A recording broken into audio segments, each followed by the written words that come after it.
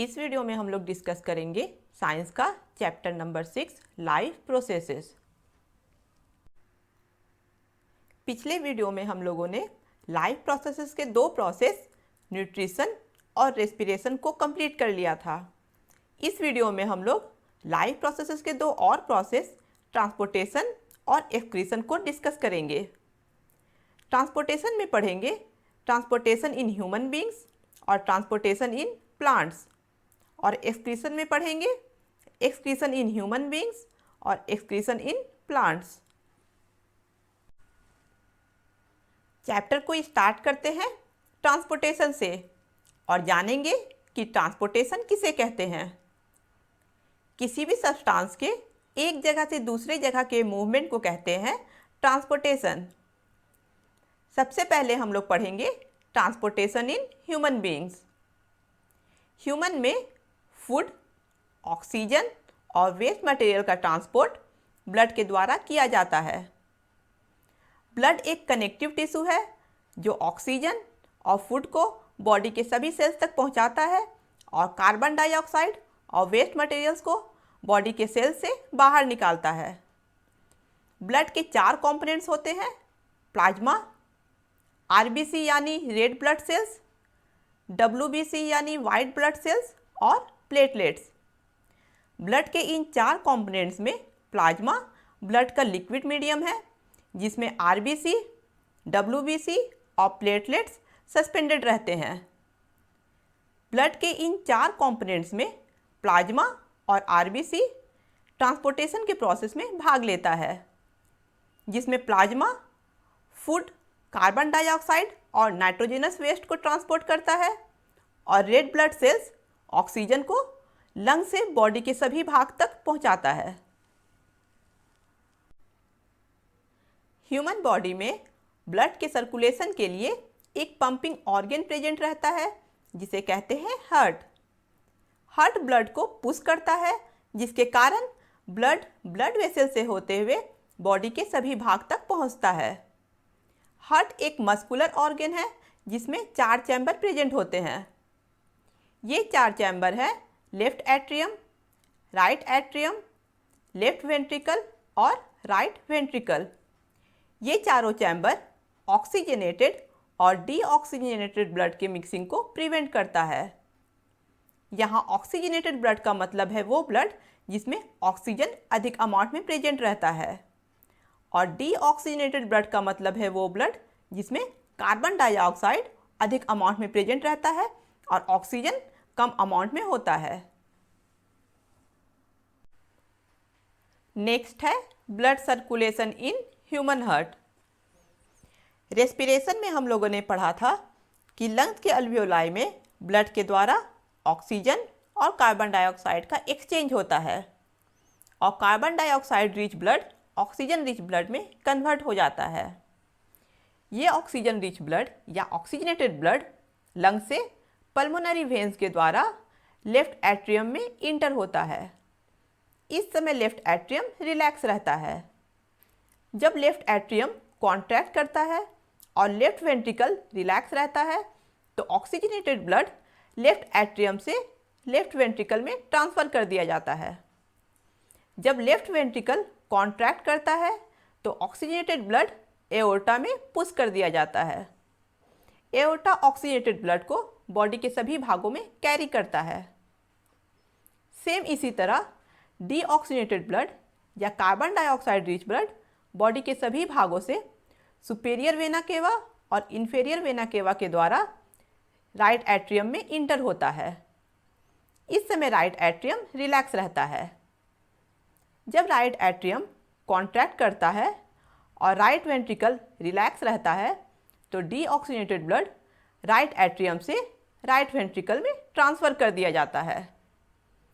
जब right ventricle contract करता है तो डीऑक्सीजनेटेड ब्लड पल्मोनरी आर्टरी में पुश कर दिया जाता है। पल्मोनरी आर्टरी डीऑक्सीजनेटेड ब्लड को ऑक्सीजनेशन के लिए लंग्स में कैरी करता है और इस तरह से ब्लड सर्कुलेशन का एक साइकिल यहाँ कंप्लीट होता है। हार्ट में वाल्व प्रेजेंट रहता है जो ब्लड के बैकवर्ड फ्लो को प्रिवेंट करता है। वेंट्रिकल का मस्कुलर वाल एट्रियम के मस्कुलर वाल से थिक होता है क्योंकि वेंट्रिकल ब्लड को बॉडी के डिफरेंट ऑर्गन्स में पंप आउट करता है। इस तरह से हम देखते हैं कि दोनों एट्रियम ब्लड को रिसीव करता है और दोनों वेंट्रिकल ब्लड को पंप आउट करता है।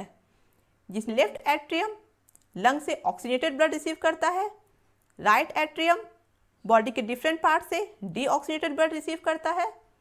लेफ्ट वेंट्रिकल ऑक्सीजनेटेड ब्लड को बॉडी के डिफरेंट पार्ट्स में भेजता है और राइट वेंट्रिकल डीऑक्सीजनेटेड ब्लड के ऑक्सीजनेशन के लिए लंग्स में भेजता है।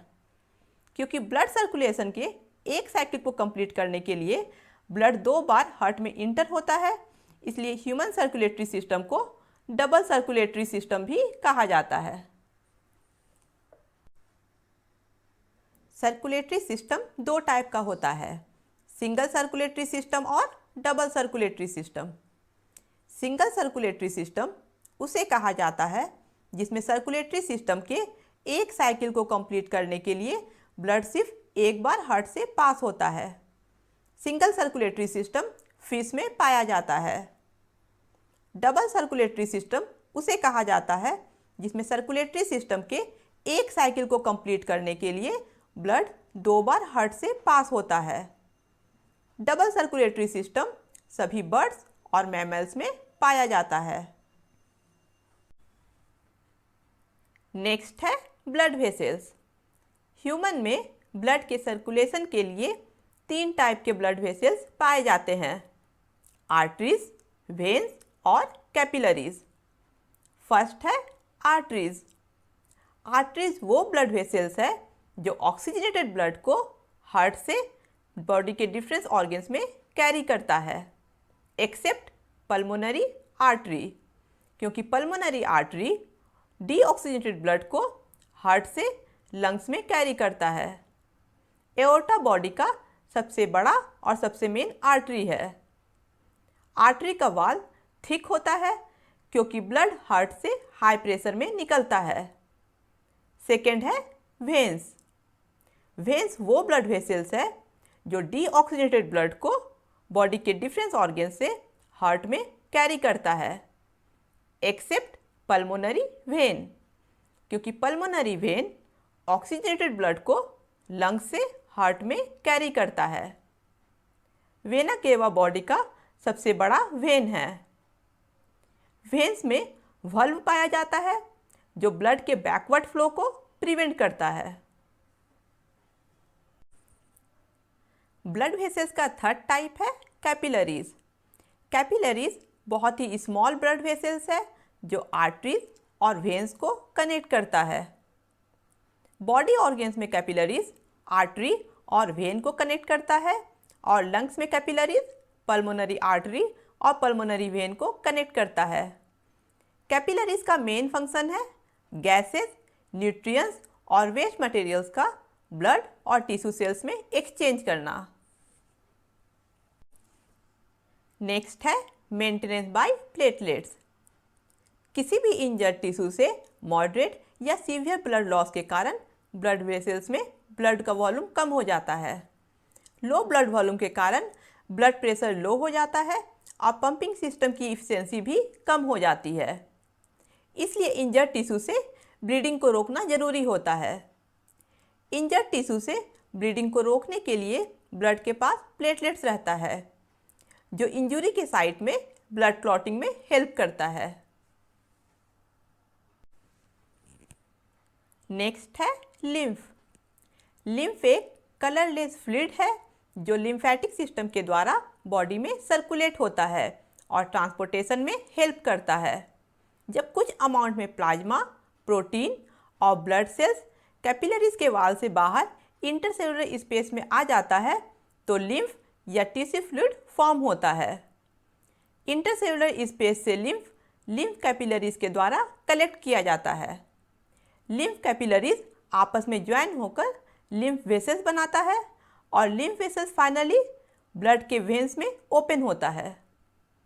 लिम्फेटिक सिस्टम इंटरसेलुलर स्पेस से फ्लूइड को कलेक्ट करता है, ट्रांसपोर्ट करता है और वापस ब्लड स्ट्रीम के वेन्स में डाल देता है। इस तरह से लिम्फेटिक सिस्टम बॉडी में फ्लूइड के लेवल को मेंटेन करता है। नेक्स्ट है ट्रांसपोर्टेशन इन प्लांट्स। प्लांट का ट्रांसपोर्ट सिस्टम वाटर और मिनरल्स को रूट से और फूड को लीफ से बॉडी के डिफरेंट पार्ट्स में ट्रांसपोर्ट करता है। इसलिए प्लांट्स में दो टाइप के ट्रांसपोर्ट सिस्टम पाए जाते हैं। फर्स्ट है वाटर और मिनरल्स का ट्रांसपोर्ट रूट से जाइलम के द्वारा। ये ट्रांसपोर्ट सिस्टम यूनिडायरेक्शनल होता है। सेकेंड है फूड का ट्रांसपोर्ट लीफ से फ्लोएम के द्वारा। ये ट्रांसपोर्ट सिस्टम बाय डायरेक्शनल होता है। इन दोनों ट्रांसपोर्ट सिस्टम को पढ़ने से पहले हम लोग देखेंगे कि ट्रांसपिरेशन किसे कहते हैं। प्लांट के लीफ से वेपर के रूप में वाटर के लॉस होने के प्रोसेस को कहते हैं ट्रांसपिरेशन। ट्रांसपिरेशन वाटर और मिनरल्स के रूट से एब्जॉर्प्शन और अपवर्ड मूवमेंट में हेल्प करता है। प्लांट ट्रांसपोर्ट सिस्टम का फर्स्ट टाइप है ट्रांसपोर्ट ऑफ वाटर। प्लांट अपने रूट से सॉइल में प्रेजेंट वाटर और मिनरल को एब्जॉर्ब करता है और जाइलम के द्वारा बॉडी के सभी भागों में ट्रांसपोर्ट करता है।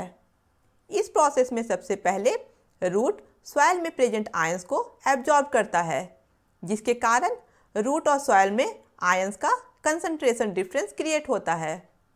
इस कंसंट्रेशन डिफरेंस को दूर करने के लिए वाटर रूट में इंटर होता है। ये एक स्टेडी मूवमेंट है, जिसके कारण वाटर का कॉलम क्रिएट होता है, जो वाटर को ऊपर की ओर ढकेलता है। लेकिन ये प्रेशर इतना अधिक नहीं होता है कि वाटर अधिक हाइट तक मूव कर पाए। वाटर के अधिक हाइट तक मूव करने के लिए सक्शन प्रेशर की ज़रूरत होती है, जो ट्रांसपिरेशन के प्रोसेस से क्रिएट होता है। ट्रांसपिरेशन के समय लीव्स के स्टोमेटा से वाटर का इवापोरेशन होता है, जिसके कारण सक्शन प्रेशर क्रिएट होता है। सक्शन प्रेशर वाटर को रूट के जाइलम से ऊपर की ओर खींचता है। प्लांट में सक्शन प्रेशर वाटर के मूवमेंट का सबसे बड़ा ड्राइविंग फोर्स है, जिसके कारण वाटर जाइलम से होकर ऊपर की ओर मूव करता है। सेकेंड है ट्रांसपोर्ट ऑफ फूड। प्लांट में फूड फोटोसिंथेसिस के प्रोसेस के द्वारा लीव्स में बनता है, इसलिए फूड का ट्रांसपोर्ट लीफ से प्लांट्स के दूसरे पार्ट्स में किया जाता है। प्लांट में फूड के ट्रांसपोर्ट के इस प्रोसेस को कहते हैं ट्रांसलोकेशन। फूड और दूसरे सब्सटेंसेस का ट्रांसलोकेशन वस्कुलर टिश्यू फ्लोएम के द्वारा किया जाता है। ये प्रोसेस फ्लोएम के सीव ट्यूब्स के द्वारा और कंपेनियन सेल्स के हेल्प से अपवर्ड और डाउनवर्ड दोनों डायरेक्शंस में होता है। ट्रांसलोकेशन के समय फूड सब्सटेंसेस को स्टोरेज ऑर्गन्स जैसे रूट, फ्रूट्स और सीड्स और ग्रोइंग ऑर्गन्स में डिलीवर्ड किया जाता है। फूड के ट्रांसलोकेशन के लिए एनर्जी की ज़रूरत होती है और प्लांट को ये एनर्जी एटीपी मॉलिक्यूल से मिलता है। लाइफ प्रोसेसेस का फोर्थ प्रोसेस है एक्सक्रीशन। एक्सक्रीशन एक बायोलॉजिकल प्रोसेस है जिसके द्वारा मेटाबॉलिक वेस्ट को ऑर्गेनिज्म के बॉडी से बाहर निकाला जाता है। यहाँ मेटाबॉलिक वेस्ट वो वेस्ट है जो ऑर्गेनिज्म के बॉडी में मेटाबॉलिक प्रोसेस के समय प्रोड्यूस होता है, जैसे nitrogenous compound, excess water, carbon dioxide, phosphate और सल्फेट। मेटाबॉलिक वेस्ट टॉक्सिक होता है और ऑर्गेनिज्म के लिए हार्मफुल होता है, इसलिए इन्हें बॉडी से बाहर निकालना जरूरी होता है। डिफरेंट ऑर्गेनिज्म डिफरेंट मेथड से मेटाबॉलिक वेस्ट को बॉडी से बाहर निकालता है। यूनिसेलुलर ऑर्गेनिज्म वेस्ट मटेरियल्स को बॉडी के सरफेस से डिफ्यूजन के द्वारा बाहर निकालता है, लेकिन मल्टीसेलुलर ऑर्गेनिज्म में एक्सक्रीशन के लिए स्पेशलाइज्ड ऑर्गन्स होता है। ये स्पेशलाइज्ड ऑर्गन्स एक साथ कंबाइन होकर एक्सक्रीटरी सिस्टम फॉर्म करता है। यहाँ हम लोग ह्यूमन एक्सक्रीटरी सिस्टम के स्ट्रक्चर और फंक्शन को डिटेल में पढ़ेंगे। ह्यूमन में एक्सक्रीटरी सिस्टम एक पेयर किडनी, एक पेयर यूरेटर, एक यूरिनरी ब्लैडर और एक यूरेथ्रा से मिलकर बना होता है। ह्यूमन एक्सक्रीटरी सिस्टम का मेन ऑर्गन है किडनी। ह्यूमन बॉडी में दोनों किडनी एब्डोमेन में प्रेजेंट रहता है। किडनी नाइट्रोजनस वेस्ट को ब्लड से फिल्टर करता है और यूरिन प्रोड्यूस होता है, जिसे बॉडी से बाहर निकाल दिया जाता है। दोनों kidney millions of filtering unit से मिलकर बना होता है। इन फिल्टरिंग यूनिट्स को कहते हैं नेफ्रॉन। नेफ्रॉन वेस्ट मटेरियल्स को फिल्टर करता है। नेक्स्ट है यूरेटर। यूरेटर एक ट्यूब लाइक स्ट्रक्चर है जिसका एक एंड किडनी से और दूसरा एंड यूरिनरी ब्लैडर से कनेक्ट रहता है। यूरेटर यूरिन को किडनी से यूरिनरी ब्लैडर में कैरी करता है। यूरिनरी ब्लैडर यूरिन को कलेक्ट करता है और यूरिन के एक्सक्रीशन तक स्टोर करके रखता है।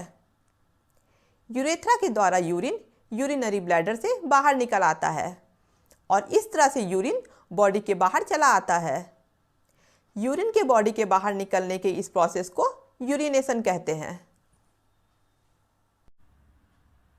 नेफ्रॉन के स्ट्रक्चर और फंक्शन को पढ़ने से पहले किडनी के स्ट्रक्चर और फंक्शन को एक बार फिर इस डायग्राम से समझ लेते हैं। इस प्रोसेस में सबसे पहले रेनल आर्टरी के द्वारा ब्लड, वेस्ट मटेरियल और वाटर किडनी में इंटर होता है। इसके बाद किडनी में ब्लड का फिल्ट्रेशन होता है। फिल्टर्ड ब्लड रेनल वेन के द्वारा किडनी से बाहर निकलता है और फिल्ट्रेट, जिसमें टॉक्सिक वेस्ट मटेरियल और एक्सेस वाटर होता है, वो यूरिन के रूप में यूरेटर के द्वारा किडनी से बाहर निकलता है, जो यूरिनरी ब्लैडर और यूरेथ्रा से होकर बॉडी से बाहर चला आता है। एक सिंगल किडनी में इस तरह के लाखों नेफ्रॉन प्रेजेंट रहता है। किडनी के अंदर ब्लड का फिल्ट्रेशन नेफ्रॉन में होता है, इसलिए नेफ्रॉन को किडनी का फंक्शनल यूनिट भी कहा जाता है। यहाँ हम लोग नेफ्रॉन के स्ट्रक्चर और फंक्शन को डिटेल में पढ़ेंगे।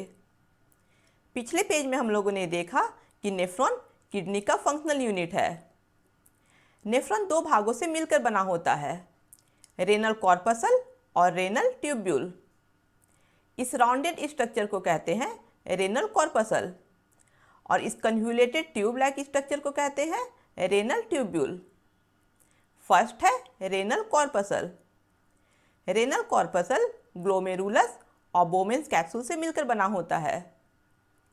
रेनल कॉर्पसल में टफ्ट ऑफ कैपिलरीज यानी ब्लड कैपिलरीज का गुच्छा पाया जाता है, जिसे कहते हैं ग्लोमेरुलस।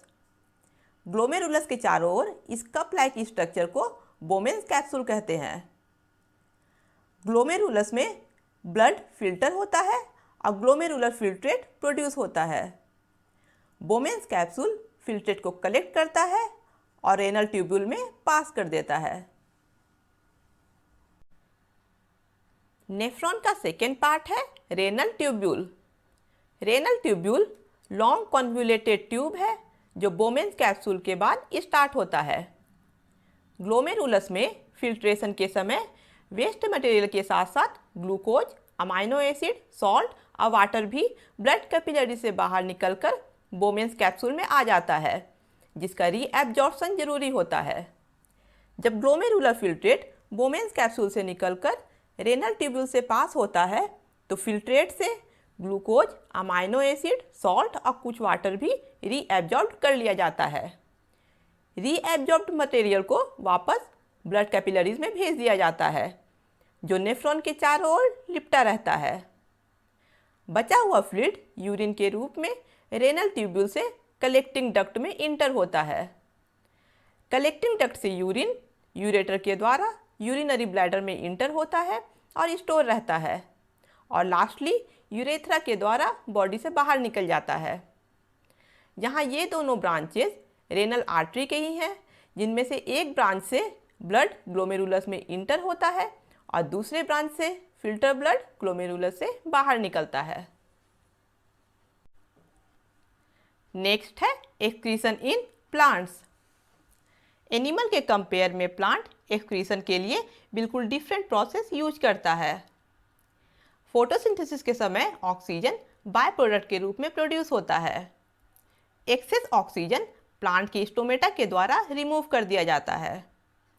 एक्सेस वाटर भी ट्रांसपिरेशन के समय स्टोमेटा से रिमूव किया जाता है। वेस्ट प्रोडक्ट ओल्डर लीव्स में भी स्टोर रहता है, जो जल्द ही प्लांट से अलग होकर गिर जाता है। टैनिन और दूसरे वेस्ट प्रोडक्ट बार्क में डेड सेल्स के रूप में डिपॉजिट रहता है, जिसे समय समय पर रिमूव कर दिया जाता है। वेस्ट प्रोडक्ट रेजिन, गम और टैनिन के रूप में ओल्ड जाइलम में स्टोर रहता है, लेकिन ये नॉन फंक्शनल होता है। कुछ वेस्ट प्रोडक्ट सेल के वैक्यूल में स्टोर रहता है, लेकिन ये सेल के फंक्शन को डिस्टर्ब नहीं करता है। उम्मीद है ये वीडियो आप लोगों को पसंद आया होगा। अगर आप लोगों को ये वीडियो पसंद आया तो इसे लाइक कीजिए, अपने फ्रेंड के साथ शेयर कीजिए और मेरे चैनल को सब्सक्राइब कीजिए। अगर आपके पास किसी तरह के कोई सजेशंस या क्वेरीज हैं तो उसे कमेंट बॉक्स में ज़रूर लिखिए।